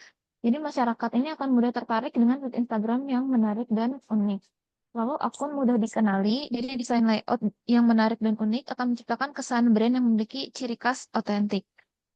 Lalu desain feed Instagram ini juga bisa untuk menentukan vibes dan tone konten. Jadi desain feed yang menarik akan menarik masyarakat lewat penggunaan warna, gaya desain hingga copywriting yang dipakai. Ini juga sebenarnya saya riset juga dari sumber internet tentang fakta dari desain feed Instagram ini. Lalu identifikasinya ya tentunya ada berbagai kemungkinan, ada kemungkinan baik, kemungkinan buruk dari ide bisnis ini. Yang kemungkinan baiknya yaitu jasa desain ini mungkin kalau secara masyarakat umum ya memang banyak dipesan tergantung ya di lingkungan mananya. Lalu desain yang disajikan ya bisa saja cocok dengan selera pembeli. Lalu ya bisa juga mempunyai pelanggan tetap jika nantinya ya bisnis ini sudah banyak dikenal. Lalu desain ini ya semakin dikenal banyak orang. Nah, itu hanya kemungkinan baiknya. Namun ya kemungkinan buruknya juga banyak. Yaitu kalah saing dengan orang-orang yang mempunyai bisnis serupa karena memang bisnis jasa desain ini sudah banyak juga saya lihat di internet memang sudah banyak. Lalu branding dan promosi jasa desain ini kurang optimal sehingga tidak mendapatkan banyak pembeli, lalu kurang menjangkau target pasar. Untuk analisis SWOT-nya dari strength-nya itu tidak membutuhkan modal yang besar karena bisnis ini ya tidak perlu modal yang besar, mungkin sebatas aplikasi desain seperti Canva juga cukup dengan lalu mungkin ya jaringan internet berarti tidak membutuhkan modal yang begitu besar. Lalu ini juga tidak berpotensi mengalami kerugian secara finansial. Jadi yang dimaksud itu kalau misalnya mungkin kalau misalnya bisnis sesuatu yang membutuhkan modal besar seperti misal jualan barang seperti itu bisa saja kan mengalami rugi itu. Tapi kalau ini karena desain memang baru dibuat itu jadi kemungkinan mengalami kerugiannya kecil. Lalu desain dapat bervariasi sesuai kebutuhan customer, lalu pengerjaan juga dapat dilakukan fleksibel dari berbagai tempat. Jadi ya dengan menggunakan ponsel juga bisa kan melakukan desain ini. Lalu weakness-nya, ini bukan bisnis yang cepat laku, tidak seperti jika bisnis kuliner. Mungkin ya kalau misalnya jualan makanan, bisnis kuliner itu kan mungkin cepat laku ya karena bisa ditawarin juga misalnya di kampus atau di tempat-tempat lain. Kalau ini ya bukan bisnis yang bisa cepat laku. Lalu ini proyek desain bisa memakan waktu yang cukup lama, apalagi jika bagi waktu dengan ya keseharian dalam kuliahan. Lalu di sini jika tidak memiliki strategi pemasaran yang kuat, sulit menarik customer baru, apalagi memang kalau misalnya belum banyak orang yang tahu tentang bisnis ini. Lalu opportunities-nya, harga yang ditentukan lebih murah dibandingkan dibandingkan harga lain, sehingga kemungkinan akan lebih dipilih customer. Karena di sini saya melihat juga dari internet, sempat riset sedikit. Jadi biasanya kalau misalnya eh, harga untuk misal di sini ada kan tulisan untuk 10 desain feed Instagram atau story Instagram, di sini itu di internet ada contohnya harganya itu 400.000 untuk 10 desain. Nah, sedangkan jika misalnya nanti saya yang membuat, harganya mungkin tidak akan semahal itu, gitu bisa lebih murah. Karena dari saya juga modalnya kan tidak besar, jadi harganya bisa lebih murah dibandingin yang ada di internet. Lalu di sini bisnis berikutnya dapat menjangkau customer dari berbagai daerah karena memang ini dipasarkan di media sosial. Lalu dapat bekerja sama dengan para influencer dan buat desain untuk konten mereka. Lalu di sini ancamannya sudah banyak orang yang membuka bisnis ini dengan desain yang lebih profesional. Jadi ya mungkin saya akui kalau saya mungkin desainnya masih belum seprofesional orang-orang lain. Lalu di sini ancaman berikutnya munculnya AI yang bisa membantu orang-orang buat desain feed Instagram sendiri. Dan mungkin ancaman lainnya ini, ya mungkin kalau untuk dipasarkan di ya, lingkungan sekolah kampus gitu memang kurang cocok kalau untuk bisnis. Hmm.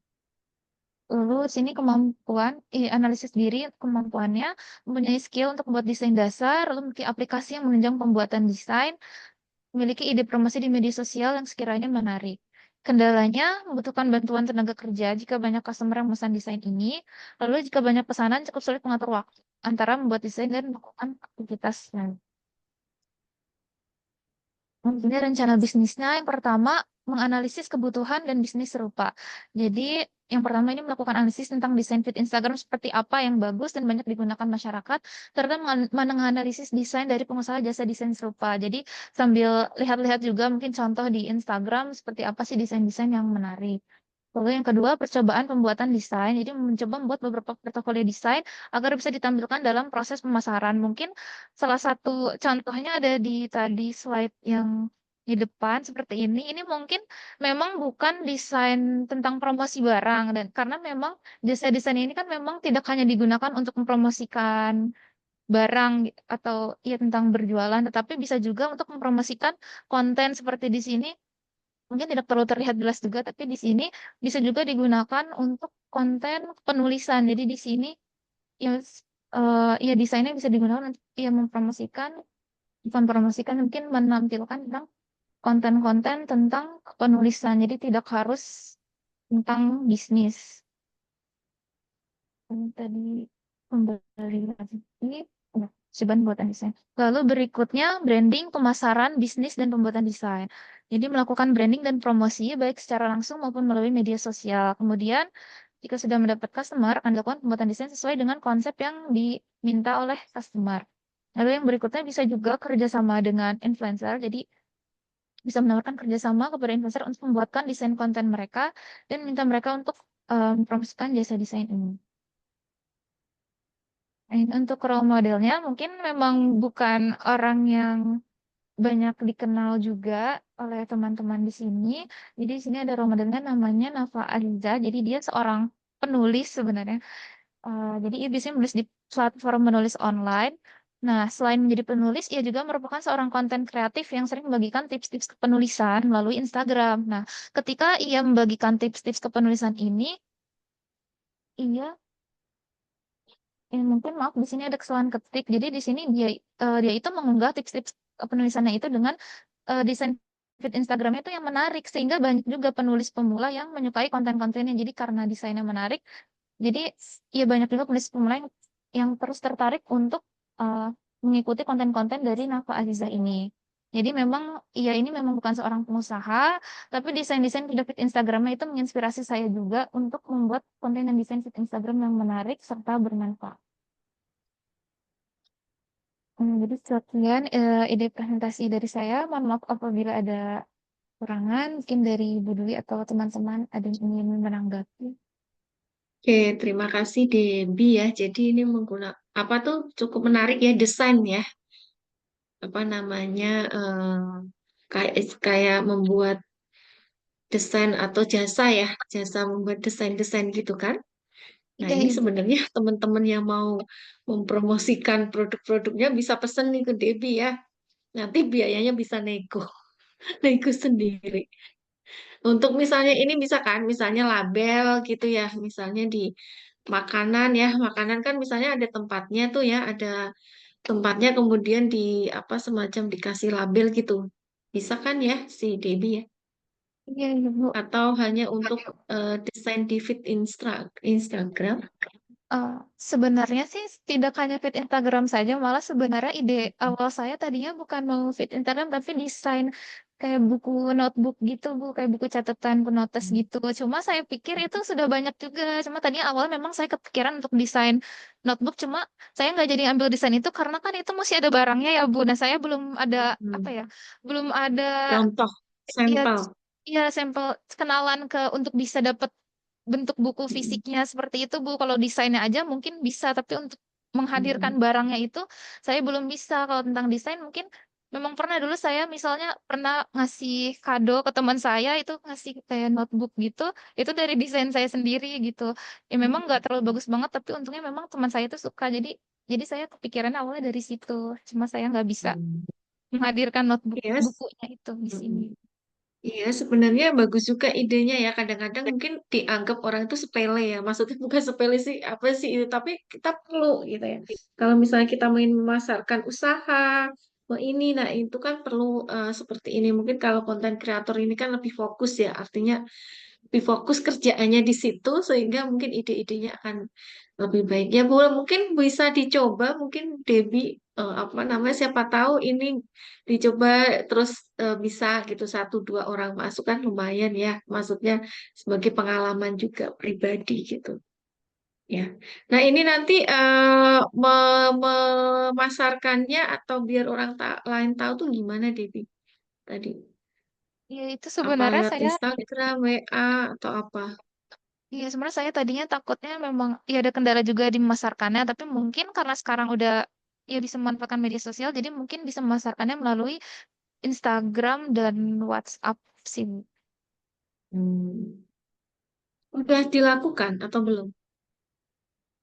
Kalau tentang menjalankan bisnisnya, ya secara bisnis memang belum. Cuma kalau seperti desain feed Instagram ini memang desain saya sendiri. Cuma memang ya mungkin ini waktu, maksudnya sebelum ada tugas ini memang udah pernah desain-desain gini, cuma mungkin memang belum terlalu bagus, memang bukan desain profesional seperti yang lain-lain. Jadi baru mencoba secara desain-desainnya saja Ibu. Cuma kalau untuk bisnisnya belum. Oh gitu. Ya, mungkin ya mungkin kalau ada kesempatan mungkin ya nanti bisa dicoba ya apa namanya. Ini cukup menarik juga sih menurut saya. Terima Ini kasih. contohnya nggak kelihatan di sininya itu Mbak. Apa namanya? Nah itu harusnya lebih dibesarkan ya. Maksudnya contoh-contoh apa yang sudah dibuat itu mungkin itu nilai lebihnya gitu, daya tariknya ada di situ. Seperti apa sih bayangannya? Nah itu kan mungkin ini ya, Baik Ibu, terima yang kasih. gambar-gambar sebelah kiri tuh. Susah Ibu ini kalau di aduh, ya, maaf Ibu, saya juga bingung cara memperbesarnya. Oh, ya udah mungkin itunya khusus ininya. Oh, ya mungkin satu dua aja kali ini gambarnya sehingga bisa kebaca.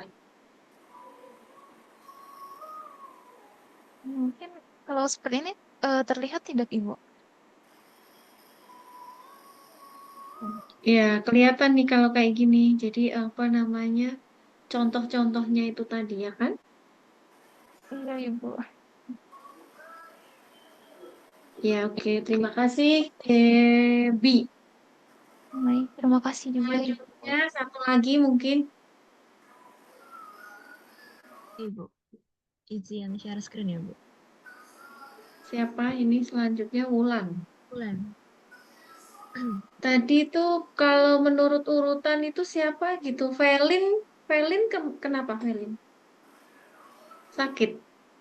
Helin tadi kendala jaringan, Ibu. Jadi di... Oh, gitu. Iya, Ibu.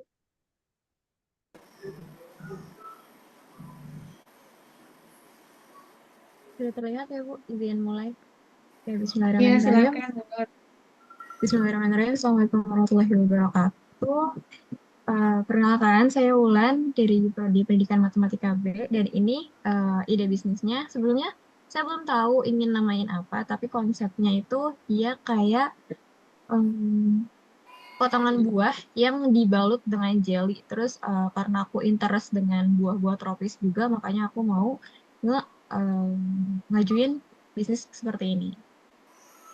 Terus fakta tentang produknya, aku mau rencananya pakai 100% buah segar, jadi yang benar-benar fresh.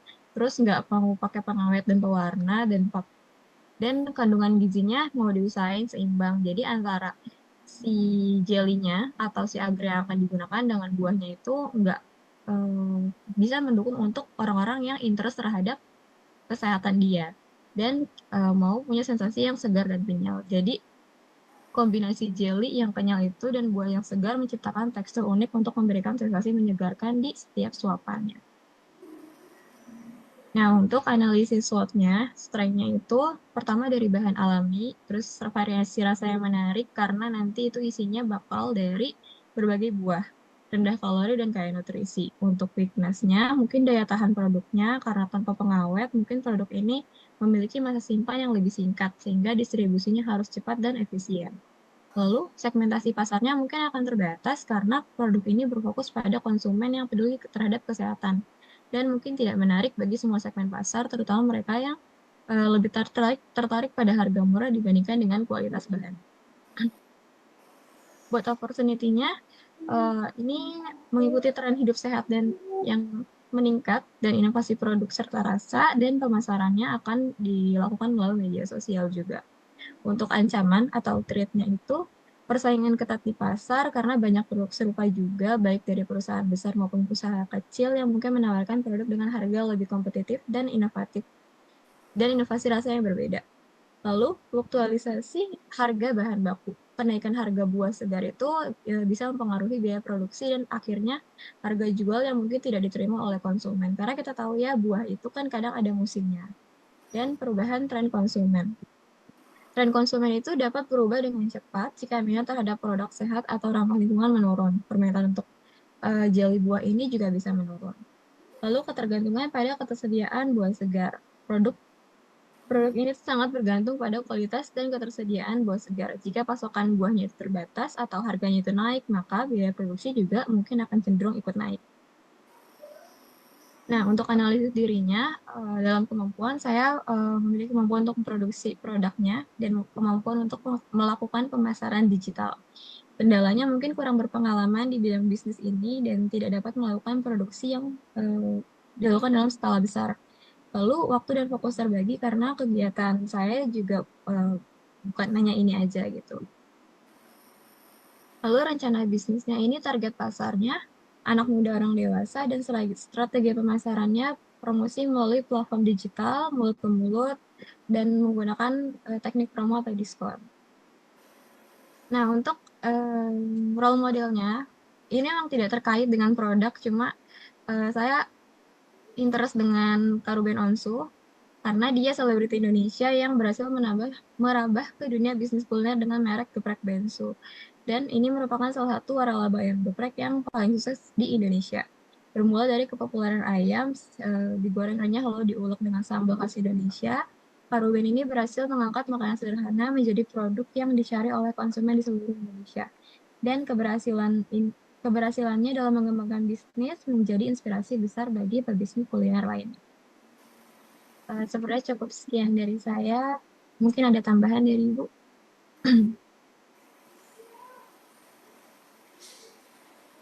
Oke, terima kasih Wulan. Mungkin dari deskripsi produknya dulu, Wulan tadi. Kan ini jelly, terus tengahnya itu ada si buah-buahan ya. Iya, Bu. Nah, buah-buahannya itu variasi gitu, apakah satu jenis atau beberapa jenis atau bagaimana? Kalau buat sementara mungkin kayak yang digambar, Bu, satu bola itu satu jenis buah, cuma isinya nanti mungkin satu mangkoknya bisa bermacam-macam buah. Jadi nanti didesain di mangkok kecil plastik itu ya? Mhm. Iya. Oke, lanjut ke slide selanjutnya. Hmm. Nah, mungkin yang perlu diperhatikan mungkin ini di dalam menyajikan di mangkok itu gimana supaya apa ya? Menarik gitu ya. Maksudnya saya rasa sih cukup menarik ya kalau misalnya bayangannya di suatu mangkok plastik kecil itu terus ada beberapa terus nanti mungkin dikasih stiker gitu ya. Cuman tampilannya tuh gimana supaya nggak berair ya. Kadang-kadang kan si jelly itu tampilannya berair ya Wulan ya. Ya, Nah, Bu, itu betul kalau juga. misalnya mm-mm. Nah, itu gimana supaya tampilannya itu nggak nggak berair yang itu gitu ya. Terus mungkin dingin kali ya. Ini dingin apa ini ya? Kayaknya lebih menarik dingin kali ya.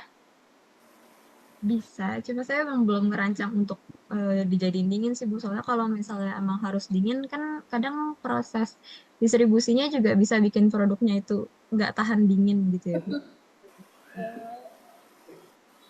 Oke, mungkin ya perlu dicoba tadi ya untuk mewujudkan rasa dan tampilannya itu sesuai dengan gambar itu ya. Maksudnya apa namanya yang sudah di. Kalau di lapangan udah ada belum ulang? Udah pernah menemukan maksud saya? Pernah lihat, cuma nggak sesering itu, kayak cuma sekali dua kali aja. Dan belum pernah coba juga kalau untuk produk yang udah pernah dijual. Hmm. Ya, ya oke. Jadi saya rasa cukup. Terima kasih Ulan. Ya, terima kasih kembali, Ibu.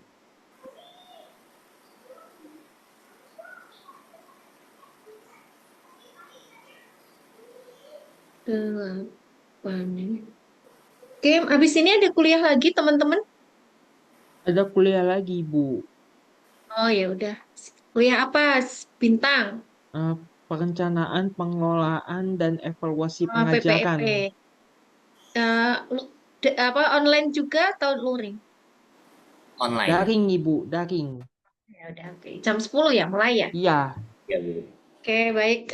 Mungkin saya cukupkan sekian dulu ya. Kasihan nanti nggak ada istirahatnya langsung kuliah lagi kalau ditambah satu penampil. Oke, mungkin di foto dulu PC untuk apa dokumentasi perkuliahan hari ini dan masuk semua. Baik, Apakah masuk semua? Di sini ada yang nggak masuk ya? Dua ya? Siapa satu yang nggak orang masuk? izin kendala jaringan, Ibu. Siapa, Mbak? Salwa Salsabila, kendala jaringan. Salsa. Kan ini, iya salsa. Soalnya adik saya ada dua tuh. Selain salsa siapa? Di Zoom saya dua. Ini 25 dikurang dua, 23. Velin ya? Velin ada nggak? Fel, Berlin ada, Ada. Bu. Ini ada yang satu device dua orang. Hadian Oh iya ya, sama betul. siapa?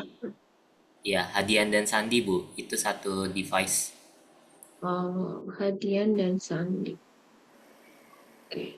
Oke, silakan pada on cam untuk dokumentasi PC nanti dikirim ke saya ya. Baik, Ibu.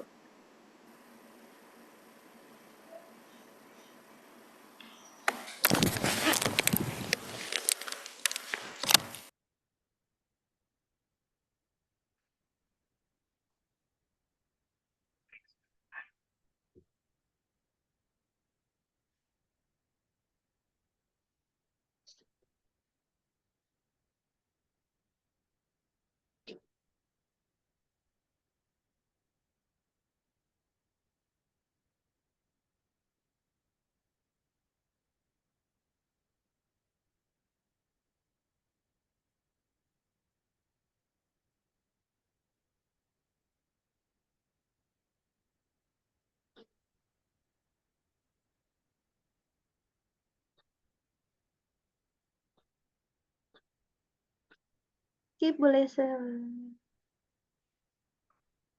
masih ada yang belum on cam apa Ya. nggak apa-apa Bu? Kita dokumentasi. Ya, silakan aja. Oke, kita dokumentasi ya teman-teman. 1, 2, 3.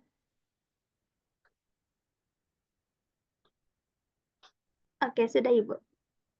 Oke.